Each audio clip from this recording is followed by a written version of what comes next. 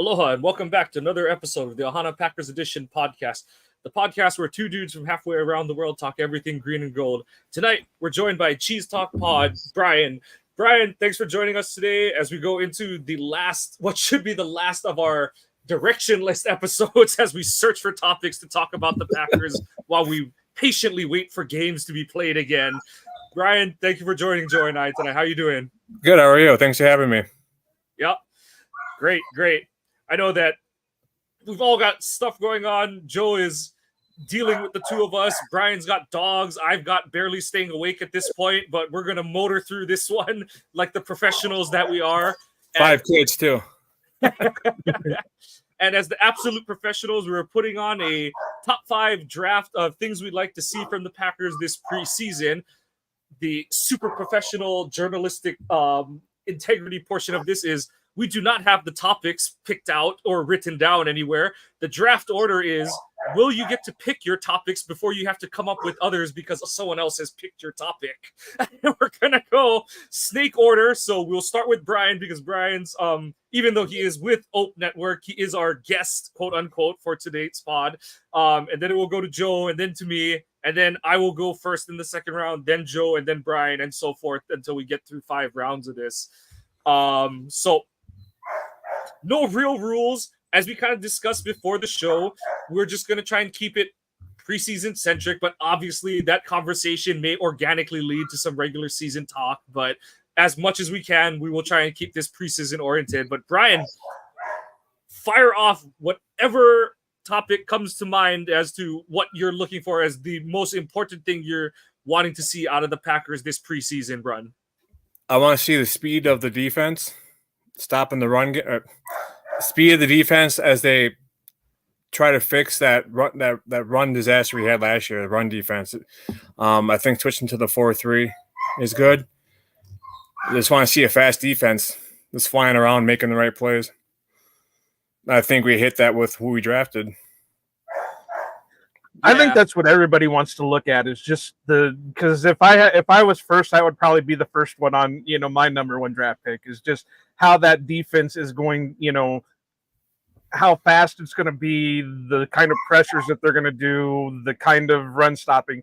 So yeah, that's got to be the obvious number 1 pick out of it all. And it's a good one, Brian, because stop me if you've heard this before. This Packers defense is faster than anyone you've seen before. I feel like we've heard that every friggin' year since the Super Bowl, and we've heard it. And then you have moments where, like, Julius Peppers, absolute legend of the game, but his first game as a Packer, he's standing what looks like with cement on his feet as Percy Harvin goes running by him on an end around, and it's like, oh, nobody's moving. Great kind of thing. And so, like, yeah, like to kind of expand, it's like the physical speed of the defense, but also kind of like Brian alluded to, this shift from this 3-4 front that I always preferred the 3-4, but if your defensive coordinator is not going to really utilize the 3-4 for what it's supposed to be intended to do, you might as well dumb it down and go to a 4-3 and just be like, these are our 11 guys, and this is what we're going to do kind of thing. So it seems like a lot of the system is in place to operate that way. And yeah, Brian, that's a great first pick to kick us off with. Well, and then that too, it gives us a better chance of not seeing Preston Smith covering a wide receiver. Yeah, and to clarify that, that's not on Preston at all. That is purely at the feet of Joe Barry, that he never had the imagination to switch that call up where it's like, everyone asks, how does that always happen? How does that always happen? It's like, okay, the whole premise is the 3-4. You've got 3 down linemen who are rushing, and then you have 4 linebackers. One of them's coming. And Barry's like, well, I'm not changing which one. It's always going to be Rashawn. It's like, all right, Preston, go do something. You're better at putting, and if you're going to do that, you better at putting a safety covering that receiver and putting Preston Smith at safety. Exactly. You know what I'm saying? Maybe as he's bailing out of there, he might, just as he's trying to sprint, he might get in the way of something. So the thing that I always said about Joe Barry was that he could coach a position group, but he couldn't develop a defensive scheme because he had no ability to adjust on the fly. He could install a scheme, but it had to be somebody else's scheme. He could never do it on his own. He could go right out of the playbook. Okay, you got to do this, you got to do that, you got to do that. But when he was getting his ass kicked on the field, he couldn't adjust to it, and that's where you would get the things like Preston on Devontae, or in the red zone, you've only got 3 down linemen and shit like that. Or, I know Mike's boy is Darnell Savage. You have a regression in Darnell Savage from the pet years to that year because he's putting him out of place. Well, you can't. He's got to be able to adjust in the game, and he never could adjust in the game. Now, he could coach the hell out of players. There's no doubt about it because he was one of the best linebacking coaches you could ever have. He just couldn't create a scheme. With Hafley, though, I have to say this is the first time in a long, long time that I remember the defense being as excited as they were about playing in a scheme. I have to say this even goes back to when Capers first came in. Yeah, that the players have really bought into the system. They're really excited. Hafley is taking advice, or not advice, but he's taking suggestion from players, because I think it was Rashawn said something about Hafley was talking about how Rashawn came in and said something about we need to really fire up and we need to get in this, and from that moment, Hafley was like, yeah, go for it, and now they've been basically off the rocker on things and just have went like their hair is on fire. So this is the first time in a long time I've been excited about the defense. And I think this is the first time in a long time that I think the players are excited for their defense. Yeah. As a whole unit kind of thing. Because before, like you've had individuals who played for certain ones of these coordinators who are like, oh no, it's a good system. Like, I'm going to show these guys why it's great. And the other half of the defense is like, all right, like, we'll see how it goes. Like both of you pointed to, this is the first time in a while, probably since that 2010 season, where all the guys in that defensive meeting room are like, we're gonna do some shit on the field this season. So, well, that too, and you look at, look at how outspoken in a good way Jair was last year. And then if we get a healthy Stokes back, and then you get Xavier McKinney, a captain from the defense in New York, and then you draft Javon Bullard, brings even more swag to that defense. Yeah, this is gonna be one scary defense. I think this is gonna be a year of like narrative rehab for a lot of, like, for a Jair, for guys who they were labeled as potentially toxic, or like, you shouldn't, no matter what, you shouldn't talk about your defensive coordinator, like all that kind of crap. But it's like, if you really baked it down to its core, it's like none of them said anything that was wrong, or like, they didn't say it in a totally inflammatory way. You just don't like who the messenger is, kind of thing. Like, and well, they don't want things going out external. They want to keep everything internal. They don't want the media hearing that there's dysfunction in the defensive room. So and you gotta feel that. And don't get me wrong, I love Matt LaFleur. He's a hell of a coach, but this was his first actual hire for a coordinator position. I mean, he pretty much kept a lot of the same guys that came over with the McCarthy era. And the Joe Barry signing was his first major signing as a coordinator. And you got to think he wasn't going to admit there was a mistake until he had to admit there was a mistake. Yeah. And when you've got players walking out there saying, hey, this is, look at Devondre Campbell. Devondre was as outspoken as he could get there towards the end of his time in Green Bay. Jair was doing some weird ass shit. Not like weird ass shit in a bad way, but when it came to the defense and all that stuff. And I strongly believe that's why Jerry Gray was let loose before Joe Barry was, because if everybody remembers right, there was a rumor going around that Jerry Gray was pretty much undermining Joe Barry's position, because the secondary was going to Jerry for their assignments more than they were going to Barry. Yep. And you can't have that. You've got a hierarchy. You've got to answer to the coordinator. Well, when the coordinator doesn't know what the hell he's doing, you got to go somewhere. So, and we've talked about that for over a year now, didn't we, Mike? About how dysfunctional Joe Barry's shit was. Yep. So I've been saying it since like the last few years of Rodgers in Green Bay too. I mean, it's kind of off topic, but I felt like players are walking on eggshells around Rodgers, especially like people on offense, because it's like, if I don't get the ball and show production, I'm not going to get paid. So I have to kiss Aaron's ass to try to get the ball, and then you got LaFleur as the head coach siding with Rodgers because he doesn't want to have that conflict behind closed doors. And I think I think LaFleur can finally run the offense the way he wanted to run it. Since I think this is why they brought him in, is to run this offense that we saw last year and we're going to see this year. I agree, but I disagree, because I think LaFleur would tend, yes, he would follow Rodgers' lead for a lot of it, but I think that's also why you saw a lot of butting of heads, because LaFleur would say, no, we got to do it this way. You need to do this. You need to do that. And, but you would still have, okay, yeah, I get you, Aaron, whatever, go do what you're going to do. And that's why you heard a lot of the media questioning things like, okay, going into, what was it? Was it the first year LaFleur was in there? And, well, how are you going to let Rodgers run it at the line still, or is he got to answer to you for everything?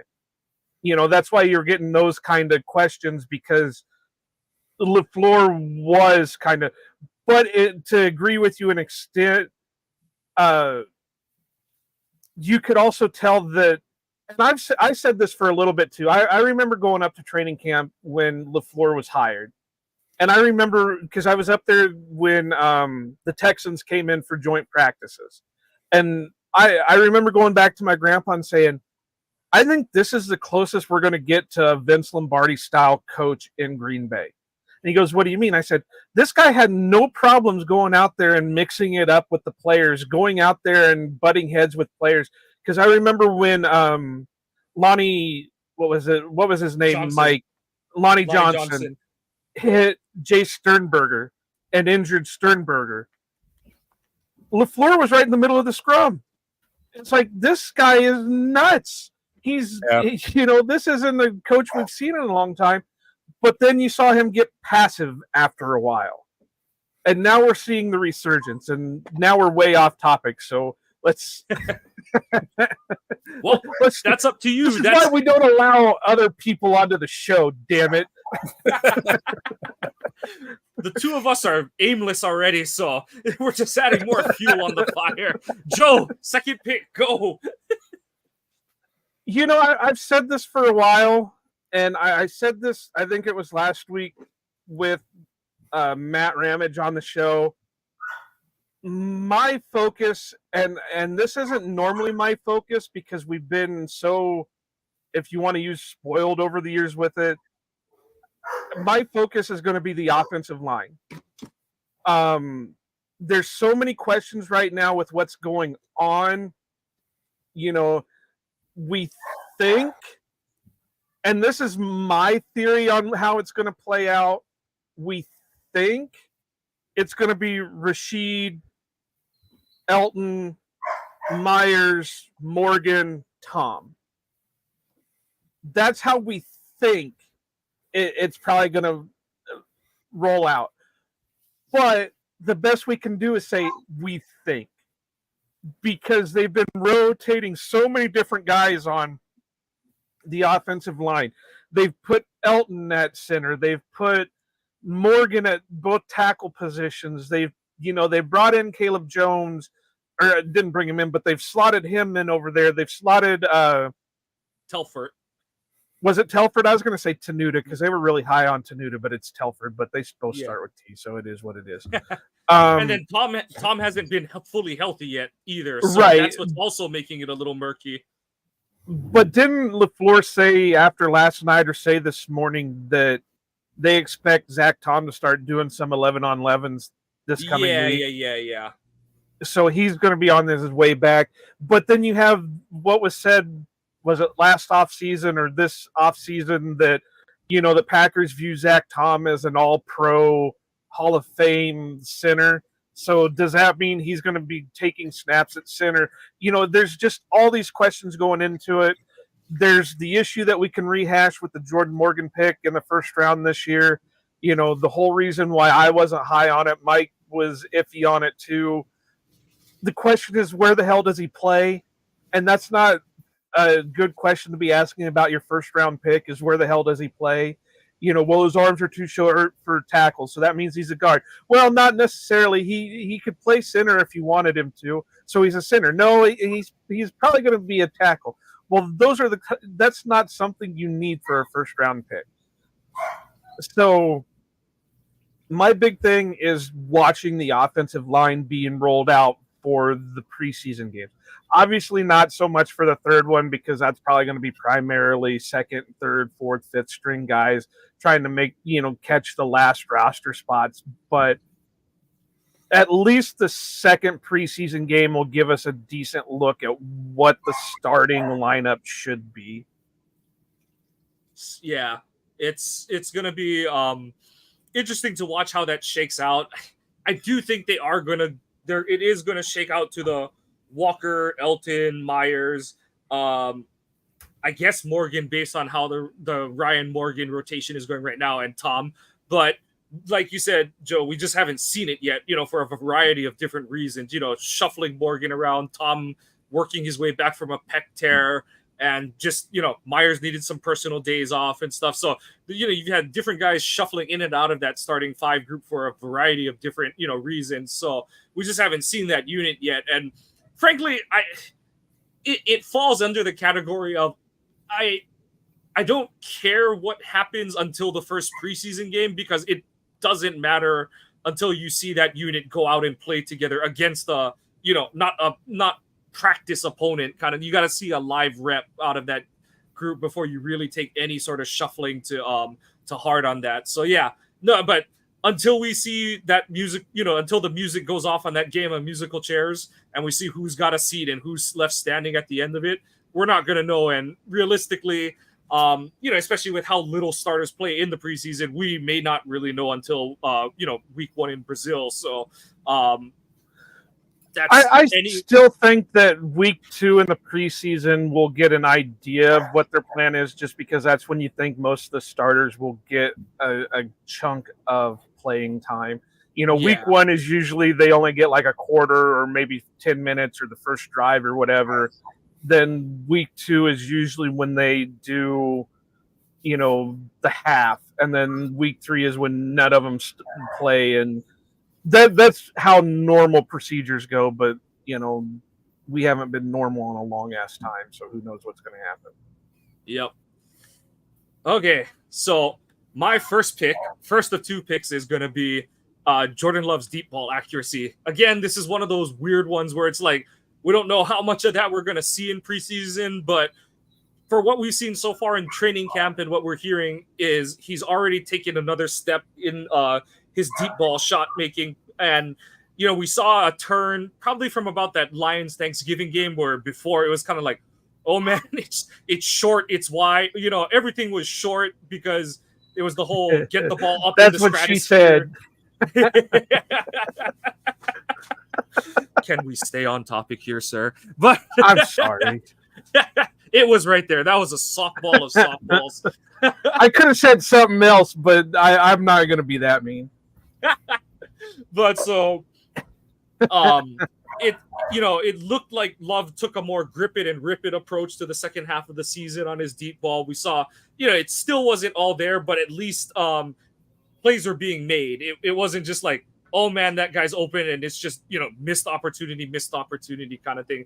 It was more the, okay, we're at least gaining 30 yards, but there was a chance for another 15 or more kind of thing. But it sounds like, from what we saw on Saturday's family night and just what we're seeing in a lot of the, like I said, practice highlight clips are, they're helpful, but there's also, a very big grain of salt to be taken with it. But I do think Love has shown a level of accuracy, anticipation on his deep throws that he didn't have, at this point last year. And like I said, LaFleur and Love have been pretty mum on how much Love is going to play during the preseason. But, I'm sure if he gets, a drive, a quarter, whatever, we're going to see a deep shot or two in whatever time he gets on the field. So hoping to see a little bit better, a little bit more proficiency than we saw in last preseason, and, kind of a level of ability that shows a progression from where he was to end the season. So that's the first one that I'm looking for. And then the second one I'm looking for is to see who out of this receiver room takes a step from their game last season. And the elephant in the room is Christian Watson staying on the field. And, I made the joke after that highlight throw that Love had in family night where he throws the absolute perfect ball to the corner of the end zone over Jair's coverage, and I just retweeted it and I said, okay, wrap Watson up, put him in bubble wrap, and let's just get him to South America for week 1 already. I do think, well, and I want to say something about that, because that's one of the things that I seen, or I was able to watch. Jair didn't get beat. I'm seeing a lot of people say that Watson beat Jair. He didn't get beat. That was as great as coverage as you could have. It was just an amazing placement by Jordan Love. Yeah. And it was an even better catch by Christian Watson. Yeah. There's no beat there. There's no better coverage than you could have. The only way Jair could have made a play on there is if he would have been as probably a couple inches taller. Then he might have been able to make a better play on it, but there was no better way that he could have played that. But I mean, then again, if you have like, I've seen videos of Dubs in training camp getting behind Jair. If that's the case, then we have really good receivers. I mean, you can play the best coverage possible, but if you have, say, Watson, who I think can burn any defense over the top if he's healthy with his speed, I mean, it just shows how good our receivers are. I mean, you can't knock Jair for being a good cornerback. I mean, especially when he's getting beat. If he is getting beat by, say, Dubs and Watson, 2 of the best in the game. I mean, it's yeah. And I will agree this is probably a great wide receiver core. I saw that bad take from a couple of different accounts yesterday, and it's like, no, he didn't get beat. He was that's the adage of great offense beats great defense every day personified. And to Brian's point, I know a couple of the plays were in the 11 on 11, but the quarterback's not completely live. So, edge rushers are trying, but they're not trying kind of thing and stuff. And then in the one-on-ones, that is a drill that is geared to the offensive player, because unless the coaching staff is like, all right, you have until this horn goes off, or you have until some timer goes off, the defense is out there covering like the old Fran Tarkenton days where he runs around the width of the field 3 times and then just throws the ball to someone who's he's open, but he's uncovered because he's made like a fifth adjustment on his route kind of thing. So, but still great to see the production from Dobbs. And yeah, it's like, we've spent the last half of the 23-24 season wondering who's going to become that quote unquote wide receiver 1 out of this room. Is it a matter of Watson being healthy? Is it Wicks taking a step as, an ascending young player? Is it Dobbs realizing the talent that he has? Is it Jaden Reed being, just so explosive in the slot that he just forces defenses to cover him a different way? So you add all of that up, and I raise that question not so much as to say I want to pick my favorite kid kind of thing. It's more just I do think that those guys, that receiver room is turning it into a competition to see who's going to be the best man standing. And the irony of it all is I think that honestly, it behooves the Packers that they don't necessarily have a single go-to guy. I think it helps that they have a room of guys that, that is a Swiss Army knife room where it's like, okay, we have 5 guys that Jordan trusts in almost any situation, and we're just going to look at who you got at your quarterback room, and we're going to just roll the best matchup options out there. And so, obviously, you want to have a guy that you're like, and I kind of do think it's Dobbs, where it's like, if the thing breaks down, this is who Love is looking for. And that's who it seems like it's been throughout the first week and a half of training camp. Is Dobbs is his safety net. So, there's times like that where you want to see it, but also if all these guys, and I know that's very unlikely. If it does happen, the Packers are winning the Super Bowl. Like, I don't think that's even hyperbolic. If the top 5 wide receivers, if Watson stays healthy and takes a step, Dobbs takes a step, Reed stays healthy and takes a step, Wicks takes a step, and then screw it, you can pick who you want the 5th one to be, Melton, just for shits and giggles of having another deep threat on the field. If all 5 of those guys take a step forward, this offense goes from very good to stupid uncoverable. So yeah, that's my first pick of the second round there. Well, if you go back to the Rodgers teams that were great, they didn't have a traditional number 1 receiver. They just had a room of solid guys that weren't, how do you want to put it? Because they were great receivers, but jack of all trades, master of none. They weren't great at one certain thing, but they were good at everything. Whether that's route running, getting open, separation, receiving. That's how they were. And you think about it, the best receiving core they had to have been Jennings, Jones, Jordy, Cobb. And an old one driver. Other, yeah, Driver. I can't believe I couldn't remember Driver off the top of my head. Their elite skill was that they didn't have a glaring hole in their game. That's right. That's the thing, is like, well, and yeah. With that too, you have you have those 4 receivers on the field, and go back to Joe's point with like the receivers he mentioned that Rodgers had, and then we have Tucker Kraft and Musgrave. Who's going to cover them? Yeah. So, right. I mean, right there, then you have – I was reading Josh Jacobs' stats, and he doesn't have any receiving touchdowns at all in his career in the NFL. Then you get him out, and all of a sudden, peekaboo, he's out in the flat, wide open, catches the ball, he's gone, So, I mean, it's going to be a crazy, crazy, sick offense that we're going to see, I think, this year. But it just – I'm excited. We're all, what we're basically saying is we are lighting the player health prayer circle, and we are going to keep that flame lit longer than the Olympic flame is going to be lit for the rest of 2024. and see, to piggyback off Mike's pick, that's probably going to be the hardest cut at the end of the preseason, is the cuts going on in the wide receiver room, because you've got the obvious ones that are going to stick around, like Watson, Dobbs, Reed.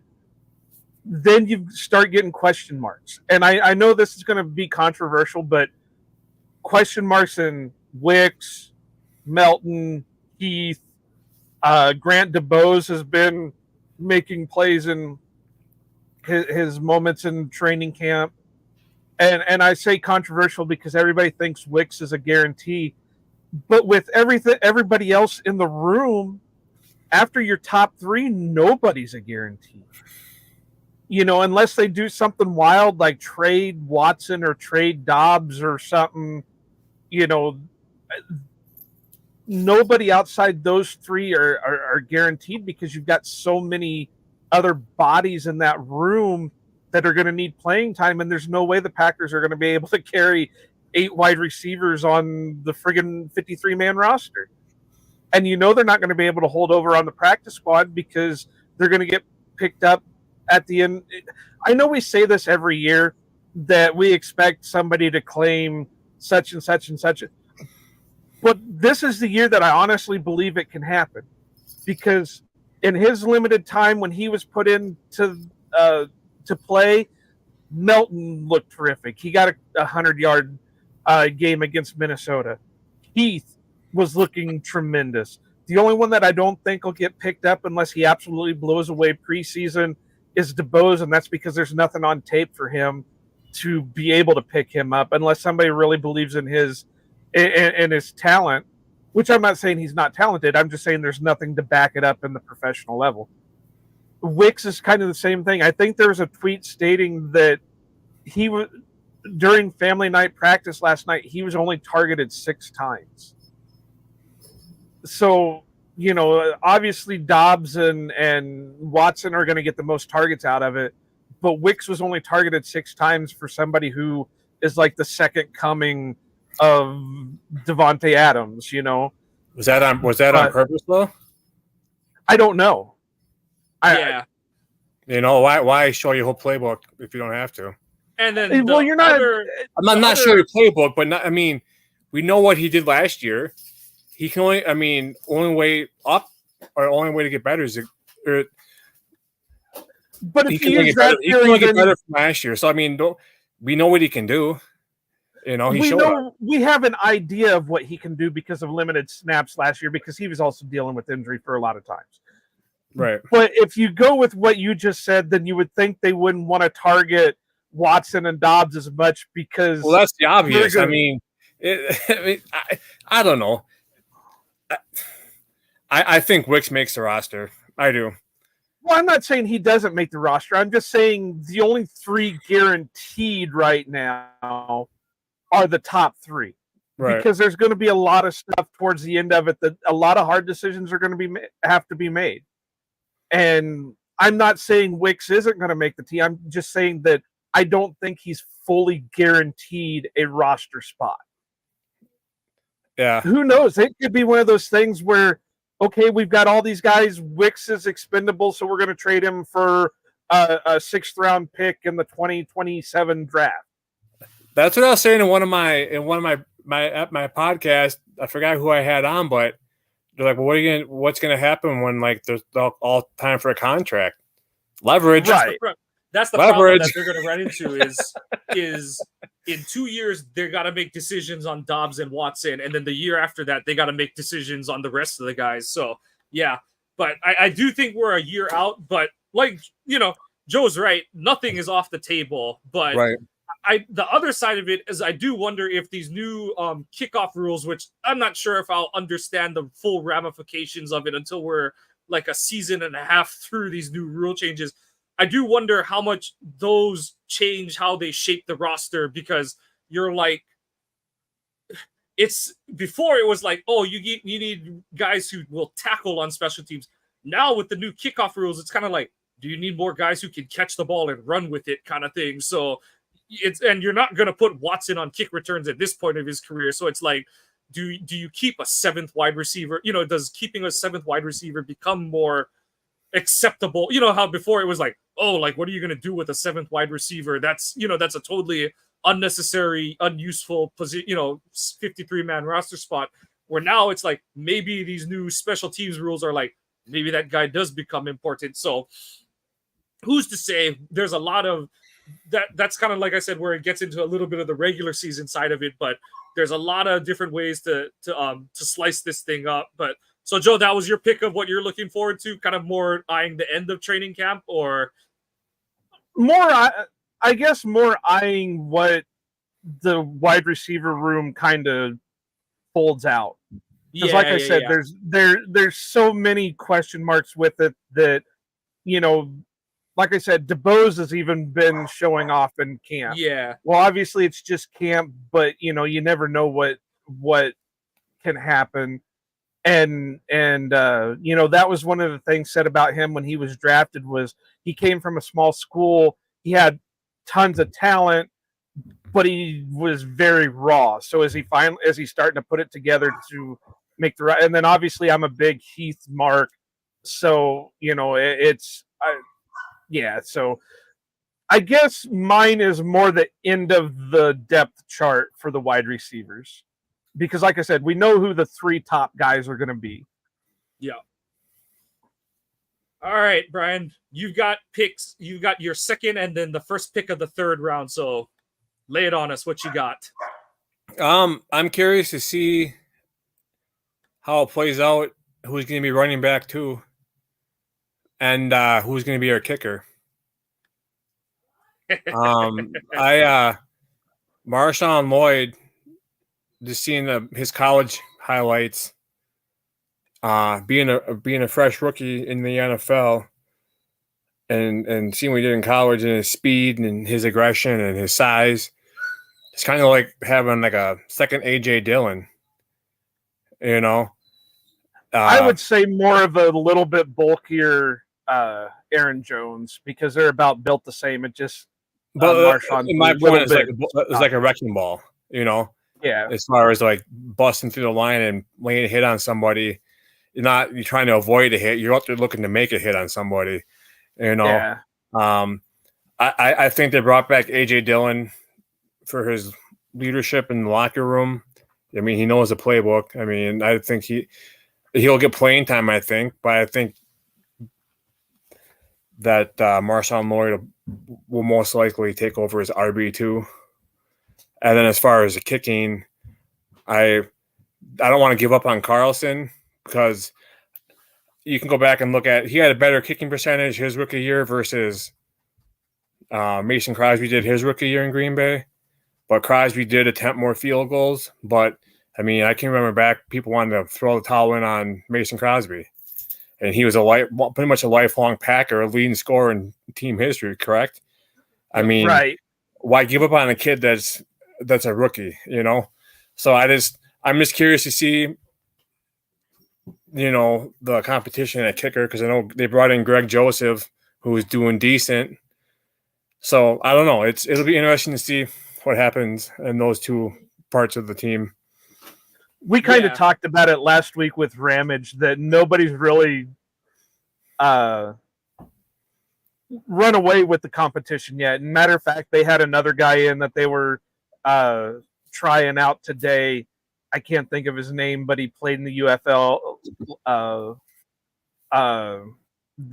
this past whatever UFL season and shit like that. So they're still trying out guys even. But and I agree, they can't just give up on Carlson right away because not that it's a great example because of the team he was on, but you take a look at Daniel Carlson, shit the bed with the Vikings, and then went on to be one of the best kickers in the NFL with the Raiders. So you can't just say, it was what, because you also got to remember Anders was still getting used to kicking after tearing his ACL. You know, I think what was it, Mike? You know it a little bit better than I do. Was it his senior year at college? He was kicking with a brace. So his rookie year, he was kicking out without the brace. So he was trying to readjust. So, you know, that is one thing that can make a ton of difference when you get used to one way and then you've got to go back doing it to the other way. There's a bit of adjustment there. So, yeah, it'll be again. That's what's going to be a thing to keep an eye on in the preseason is just how that battle goes down. Yeah, I agree. And then just to kind of touch lightly on Brian's point about the running backs, I do think that LaFleur and Gutekunst are hoping that Lloyd can pick up the running back 2 slack as quickly as possible. You know, that's always what you kind of hope for is that your young players or, you know, even Wilson, for example, can kind of pick up the slack there. But I do think Dillon is there as like an insurance policy, you know, both for Jake, because Jacobs has kind of been a little bit injury-ish the last couple of seasons, not really missing time, but we've seen his efficiency go down a little bit the last couple of years because he's had some nagging hamstring and stuff. And then also to be a guy that's like, they trust Dillon in pass protection. They trust him enough in the pass, even though he's not explosive, they trust him to be in the right-ish spots in the pass game. And they trust him to run hard behind this O-line. So it's like, you can count on him. You know, he's not special, but you count on him to make the right plays. And you're like, if he has to play, fine. Like, we're fine with AJ Dillon picking up running back 2 snaps. But you're hoping that Wilson or Lloyd can make it a competition, like a true, like possibly taking snaps away. But also, it's a lot to ask for a rookie running back to pick up a whole offensive playbook, pick up all the pass protection schemes, and just gain the trust of everyone on offense. So it's a good bet hedge, but it is something that's going to be really interesting to keep an eye on going through the preseason. I wonder, though, depending on how the other battles play out and what they keep on the roster at the different positions, I wonder if they could keep 4 running backs and use AJ as the fullback / running back. Yep. Especially possible because, sorry, your long lost cousin got cut, Joe. Yeah, I know. And they do not have like a fullback on roster. So it's kind of like, do they, it kind of looked like they were having Tucker and Ben Sims play fullback last season. And so if your tight ends are more fungible as your fullback, then that's a roster spot that doesn't get used, and that fullback roster spot goes to another running back. So I do think it's definitely not possible. Tyler Davis. As long as it's not Tyler Davis. That 84 needs to go to a receiver. It's blasphemy that a Green Bay Packer not wide receiver is wearing 84. That's just that's a atrocity against nature. But all right, Joe, what's your third pick for what you're looking for this preseason? I'm going to take it before anybody else does, and I'm going to have to say the safety room, because we know the one starter, and that's going to be McKinney. Who knows what the other route is that they're going to go? I know they've been saying that they've kind of rotated him so far in training camp. So Anthony Johnson Jr. has been starting one day, and then Evan Williams is the next day, and around in a circle just to see who better fits with who. It pains me to say, as a loyal Hawkeye fan, that I'm kind of rooting for Anthony Johnson Jr. just because I think he has the ability to do it. And I know a lot of the talking heads were kind of surprised that he lasted as long as he did in the draft last year. And a lot of people assumed it was because he only played 1 year at safety. So if he can pick it up that quick, I'm excited to see what he can do going forward.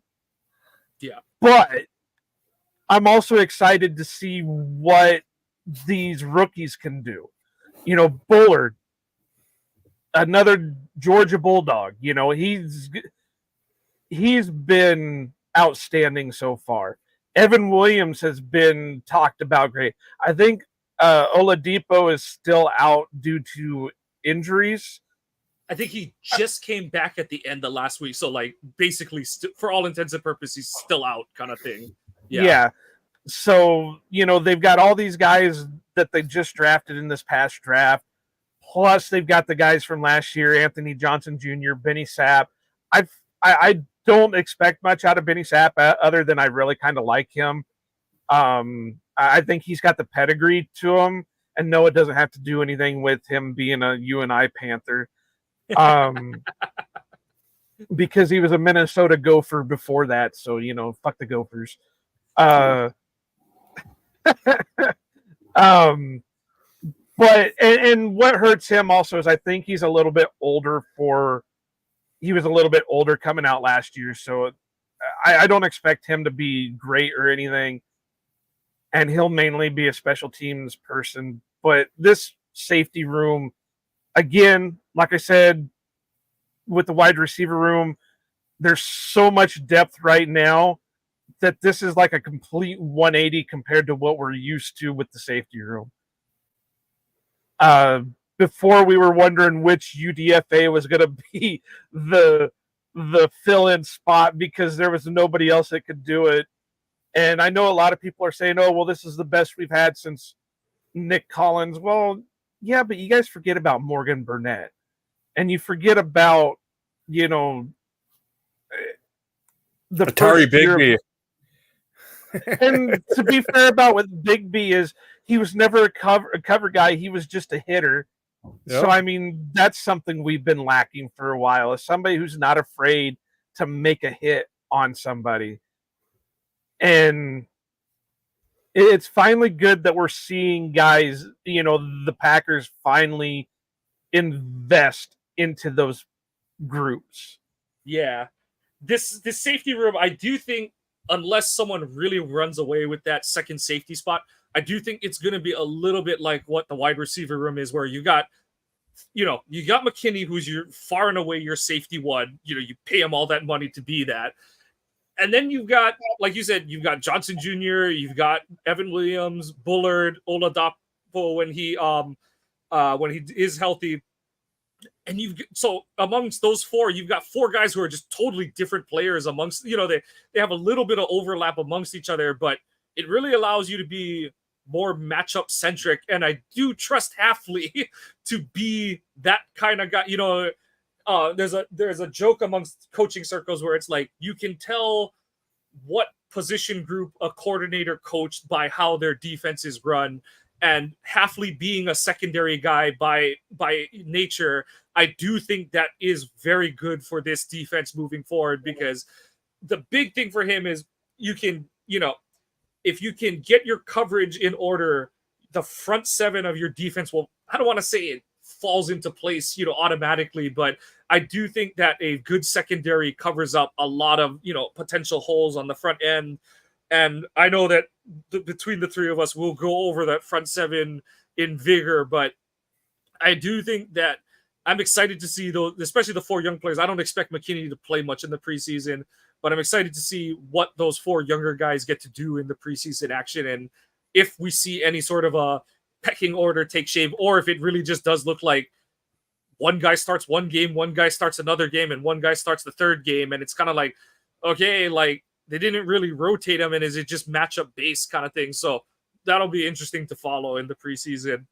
So could you see them playing some of those linebackers?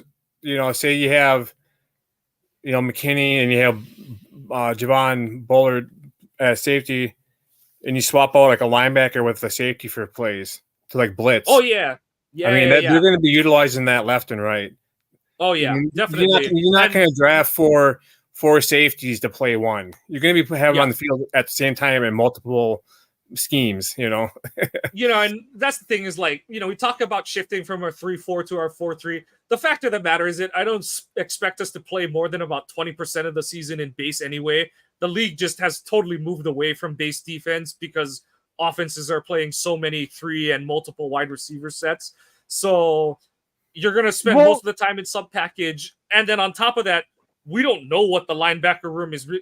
They're high on Edge Cooper, I'm trusting that Quay is going to take a leap, but realistically, you struggled to find 2 off-ball linebackers in the 3-4 scheme, and now you have a third one that you have to fill. And I wonder how much of that Hafley is going to try and bondo and duct tape over for this season as the rookies get in, Quay gets acclimated to his scheme, and how much he tries to bridge that gap with just playing more sub-package. So it'll be interesting to see going into the season. Now, correct me if I'm wrong, and I know I'm wrong a lot, so it won't hurt my feelings if you do correct me. But isn't Hafley's system, even though they call it a 4-3, doesn't he run more of a 4-2-5? It really is. It is, yeah. So it's 4-3 in quote-unquote base, like against big personnel, but he really does run a nickel. It's a 3-safety nickel system, yeah. Yeah, so I mean that, but on top of that, I see Gutekunst doing to the safety room that he did with a lot of the other ones that had big question marks, and just draft a bunch of them and throw it against the wall and see what the hell sticks over there. And, if this guy doesn't work out, okay, we'll call it a fail. But at least one of the 4 guys opposite McKinney has to stick. You've got to believe that. And with this, right, that's the big one, everybody. But on top of that, you got to remember that the safety room was so bare going into this season. They only had one guy that was listed at safety that played time at safety from last year left on the roster, and that was Anthony Johnson Jr. So they had to throw a bunch of stuff at that position to get him going. So that's the signing of McKinney. That's the drafting of all the guys that they drafted. So, yeah, that's my go. Yeah. So I'll stay, and don't forget the man, the myth, the international man of mystery, Zane Anderson, is still on the roster and is actually appearing in preseason plays clips. So I always have to get Zane Anderson jokes off. But to be honest, I didn't even realize he was still on the roster. I completely blanked it out of my mind. And that's not like wasn't he in the group One Direction? Yes. That's a total dad joke because you're the only one that can know it because of your kids. Yes. I'm going to stick kind of in the same area of the field, and it's going to be mine is who looks best in that cornerback 2 role. Similar situation to the safety. I don't expect Jair to play much, if at all, in the preseason. He has nothing to prove. I know new defensive coordinator, maybe the number one defense get some run together just to, grease the wheels and get some time on field together and against an actual opponent. But I'm really curious to see, I'm very happy that Stokes has been able to just, I know he's getting beat here and there in practice and stuff, but more than anything, I'm just glad that he's been out there from day one of training camp and he hasn't missed days since that. He's just been able to stay on the field, and that's a huge step in the right direction for him. And most of the returns are promising. Yes, he's gotten beat here and there. I know that Dobbs got behind him on family night. A lot of rust. And that's a route that Stokes, even at 100% health, was never going to cover. It was a double move post corner route. And that's a route that Stokes was never built to cover very well, especially against a receiver like Dobbs. But I'm just so happy for him that he's been able to stay on the field and healthy. And overall, it sounds like he's in position and, he's not just getting toasted every time. It's just that, guys are, like you said, Joe, they don't have rust to knock off like he does. And then the other one, of course, he's hurt right now, but Carrington Valentine, who closed last season so well, but, they have high expectations for him, and seeing, if he can not just maintain that level, but really expand his game off of what he did at the end of last season, because he's the guy that you're looking at that would be that, not that he's going to be Charles Woodson. And I know that, you've got multiple guys on this roster like we've idolized and watched a lot of Charles Woodson, but out of the guys in the starting unit, we know that Ja doesn't like to play a slot, but Carrington is the guy that you're like, he's got the build and the athleticism to start on the outside and move inside in the sub package as you bring another, you bring Stokes on the field to play on the perimeter. So, do they shuffle it that way? Does Kalen King actually make the roster? How long does Nixon hold the young guys off to be the top slot defender? Does he start losing reps to a safety? There's a lot of different angles that, I'm kind of curious to see, does Nixon, is he losing reps to the young guys, or are they actually putting him on offense more? Like, you've heard LaFleur, he's kind of like talking out of both sides of his mouth on that side of it. But even Nixon has kind of said, like, we've had conversations and stuff.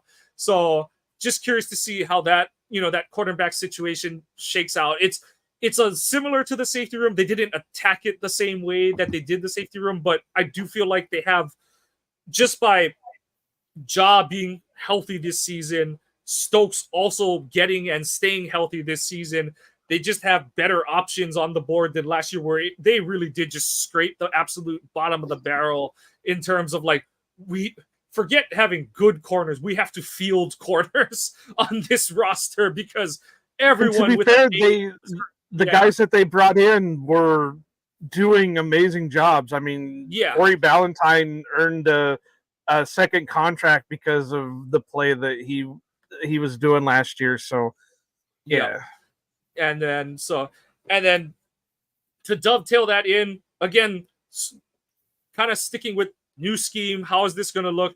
This D line, and that encompasses not just Kenny, new contract Clark, but the ends, what are now defensive ends again. I know that Halfley stands his guys up and lets them do some kind of funky things, but for all intents and purposes, this is a 4-man D line, and we're getting back to each one of those guys. You've got a gap, you've got a gap, you've got a gap, you've got a gap. Go win attack upfield and get to the play kind of thing. And we've heard all different kind of things. We obviously it's against not the best guys that are on the offensive side of the ball, but we've heard that Rashawn has basically been unblockable all training camp. Lucas looks to have turned a corner and is taking his game to another level. Preston has just been super heady. And the most surprising one in the defensive end room is Kingsley is healthy after we all thought he might miss the whole season because it was reported to us he blew his ACL out. He said it.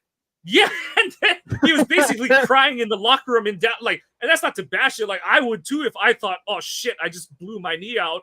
And then, oh, just kidding, I didn't. Like it's like the collective like head scratch from the Packers fandom when they open training camp and it's like 55 is out there and it's like what?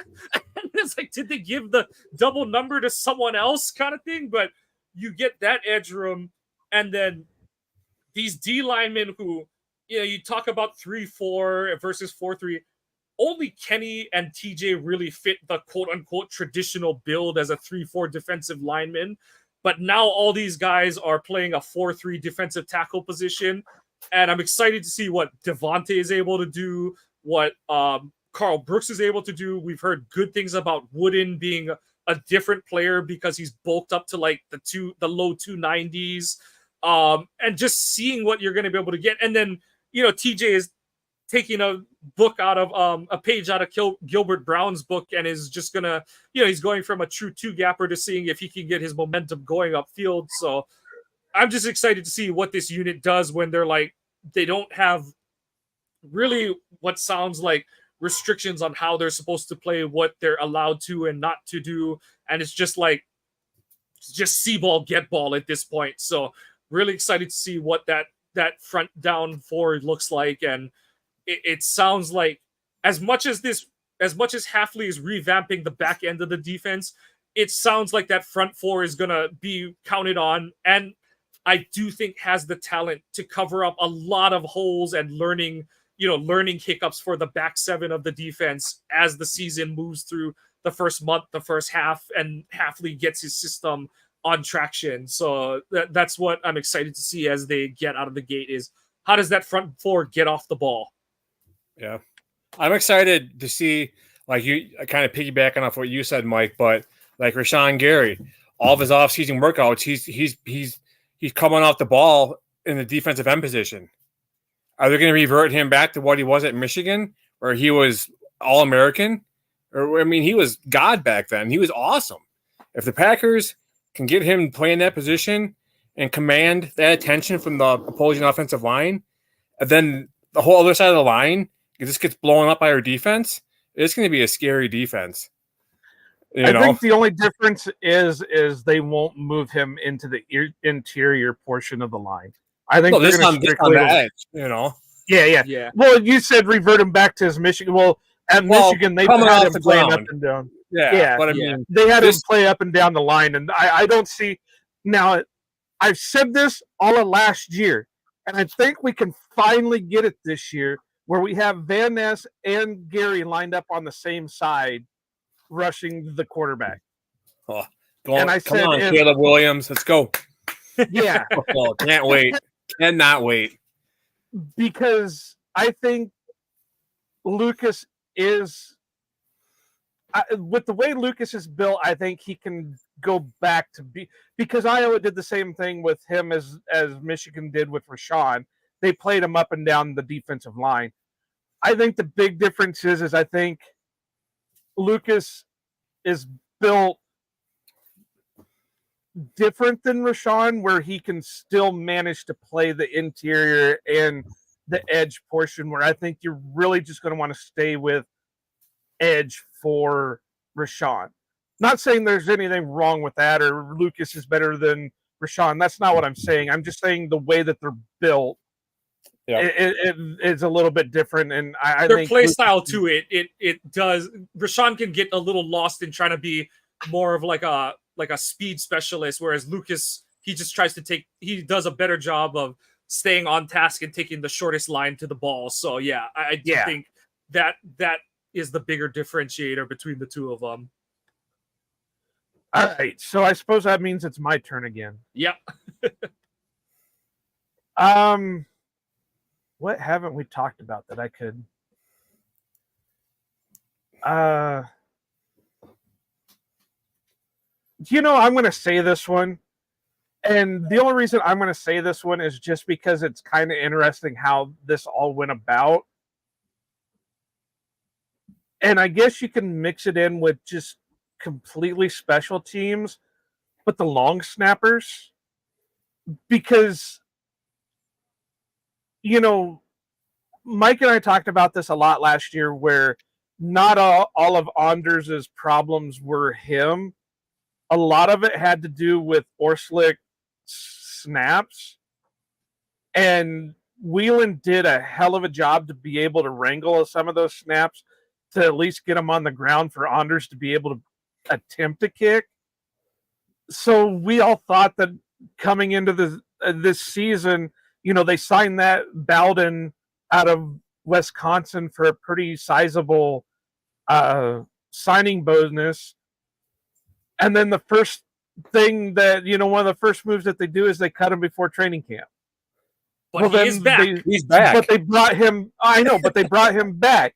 So, here we think we're going to have this huge ass competition. Then we go back to, okay, well, Orslick is the only one. Now we're back to, okay, we're going to have a huge ass competition.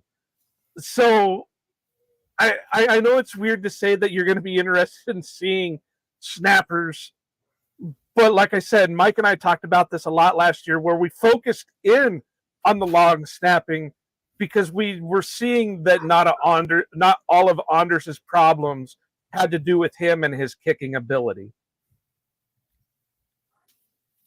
Yeah, it's got to get consistency, Yeah. Yeah. All right, Brian.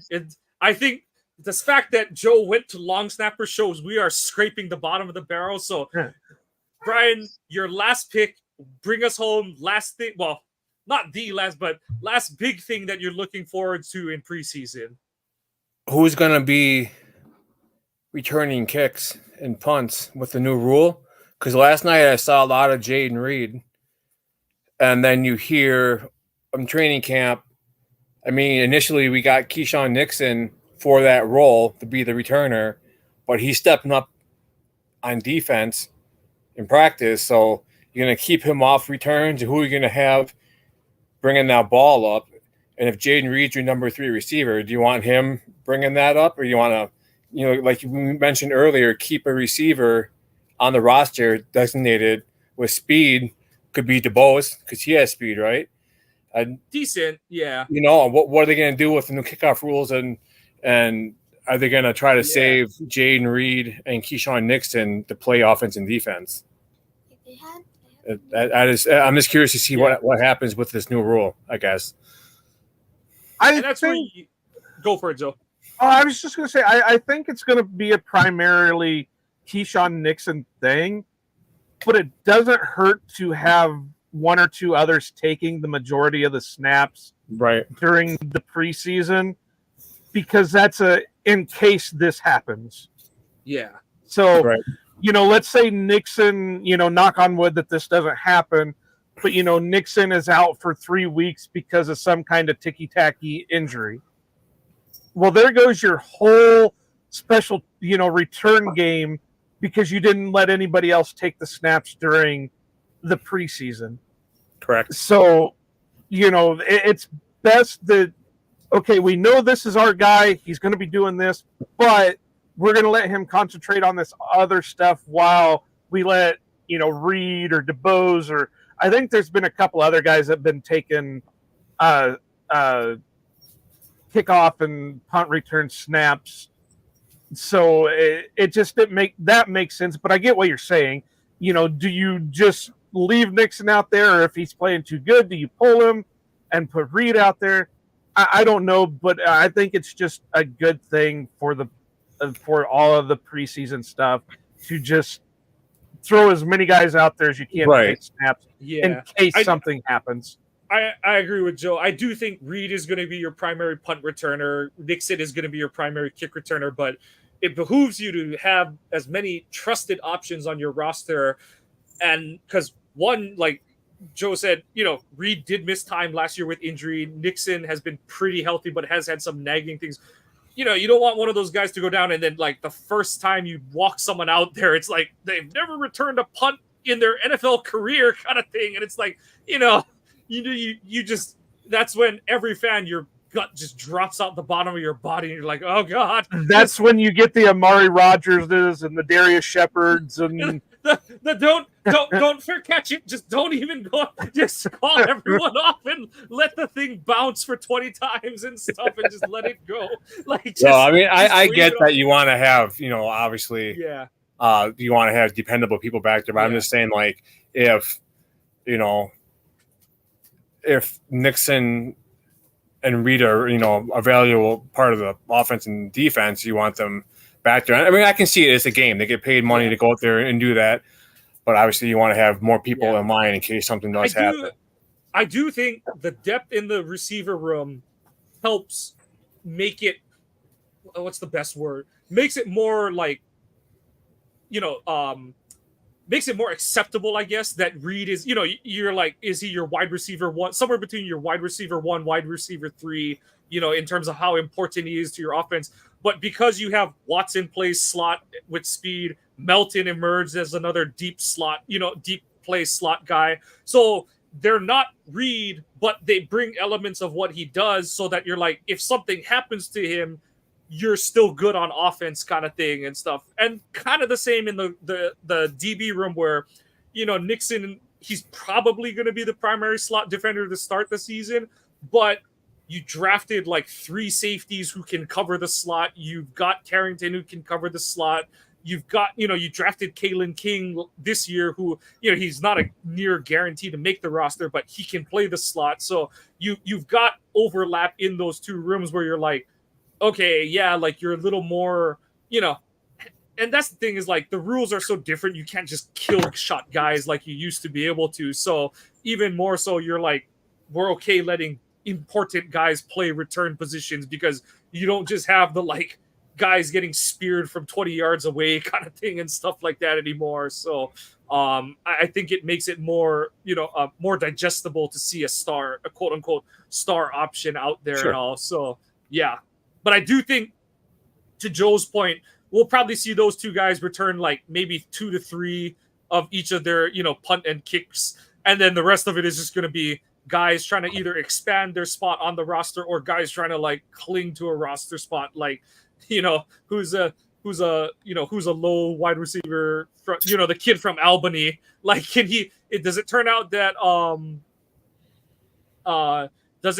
Julian Hicks is a good punt returner or something like that? And, is that a skill that you're like, oh, we might keep that guy around just because, is he Desmond Howard his way onto the roster kind of thing, to call back to 96. So it'll be really interesting. And like I said, I don't think we're going to understand the full ramifications of these new kickoff rules until we see them enacted a few times over the course of the season. So nobody's going to know anything until they get into, I didn't watch the Hall of Fame game, so I don't know how well it was going during it. There's going to be a point at like Thanksgiving where it's like, wait, that's allowable. It's like, oh yeah, that's those new rules that no one has needed to or taken advantage of to this point. So everyone's just like, what the hell just happened? What am I watching, football or rugby on my screen right now? So yeah, just go for the onside kick.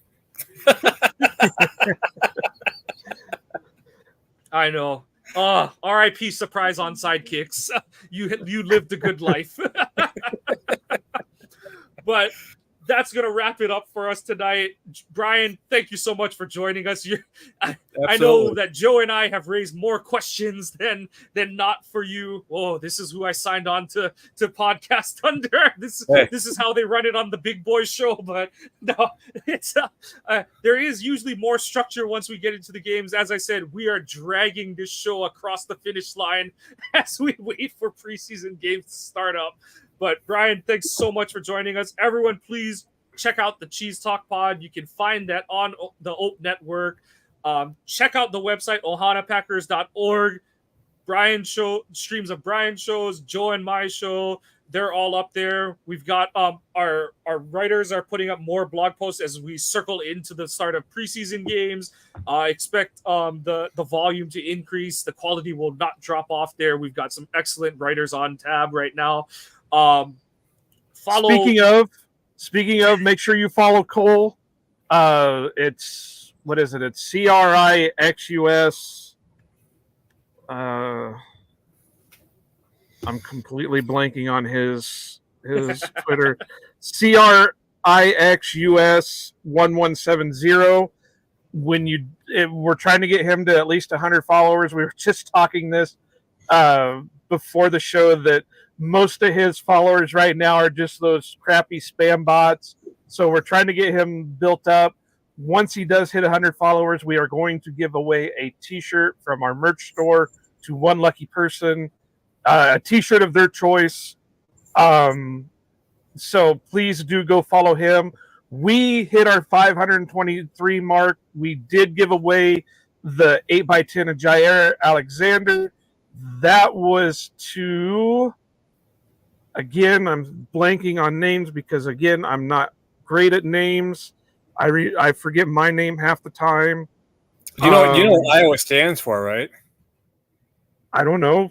And that's basically what it stands for. I don't know. Idiots out wandering around. There you go. Ryan Graham.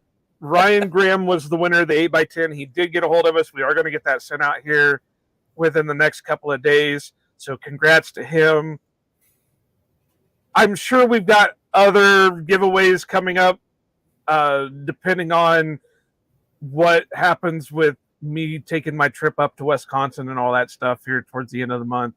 So please follow Cole. Brian. Oh, yeah. Follow Brian. Follow Carlos. Follow us all. And, make sure if you want in on the giveaways to pay attention to the Ohana account, which Mike will now give you the handle.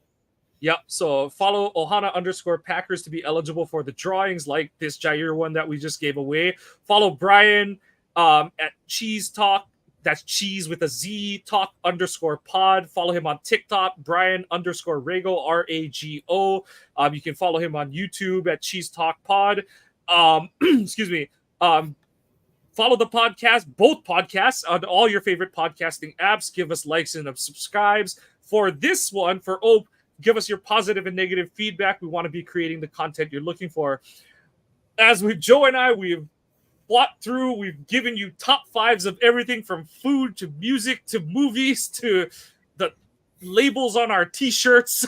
we have fought through the guests that we had. We fought through the doldrums of the offseason, and we are on the doorstep of the preseason. 2024-2025 season is right around the corner. Keep it tuned in here to OPE. Go Pack Go, and Aloha.